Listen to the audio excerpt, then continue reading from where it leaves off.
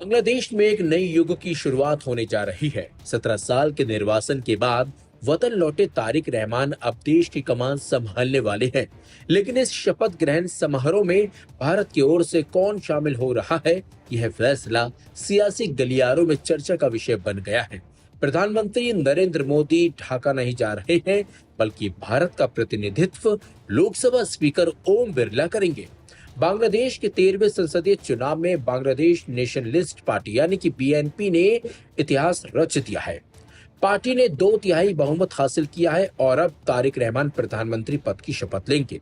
यह जीत इसलिए खास है कि तारिक रहमान दिसंबर 2025 में ही लंदन से 17 साल का वनवास काटकर लौटे थे।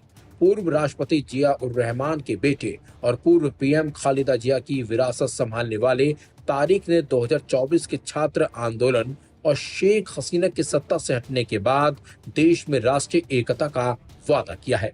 17 फरवरी को ढाका के संसद भवन के साउथ प्लाजा में शपथ ग्रहण समारोह होगा।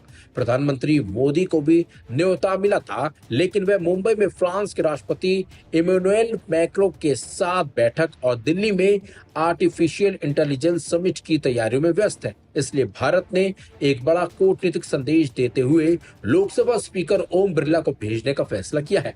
उनके साथ विदेश सचिव विक्रम मिस्त्री भी होंगे, लेकिन ओम बिरला के इस दौरे को लेकर दिल्ली के सियासी गलियारों में काफी चर्चा है। दिलचस्प बात तो यह है कि एक तरफ भारत में विपक्ष ओम बिरला के खिलाफ अविश्वास प्रस्ताव लाने की तैयारी कर रहा है, तो वहीं दूसरी तरफ सरकार ने उन्हें देश का प्रतिनिधित्व करने के लिए विदेश भेजा है।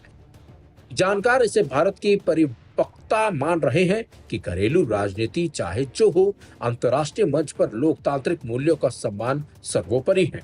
शेख हसीना के जाने के बाद भारत और बांग्लादेश के रिश्तों में जो खटास आई थी, उम्मीद है कि इस दौरे से वह कम होगी। तारिक रहमान ने साफ किया है कि वह संतुलित रिश्ते चाहते हैं और किसी एक देश पर निर्भर नहीं रहेंगे।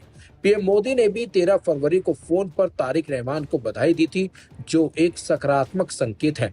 ओम बिरला और विक्रम मिस्त्री की मौजूदगी यह बताती है कि भारत अपने पड़ोसी देश के साथ सहयोग, संवाद और साझेदारी को जारी रखना चाहता है।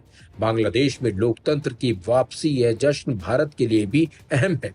एक स्थिर और समृद्ध बांग्लादेश ही दक्षिण एशिया की सुरक्षा की गारंटी है। अब देखना दिलचस्प होगा कि 17 फरवरी को जब ओम बिरला ढाका में मौजूद होंगे, तो दोनों देशों के रिश्तों में कौन सा नया अध्याय लिखा जाएगा।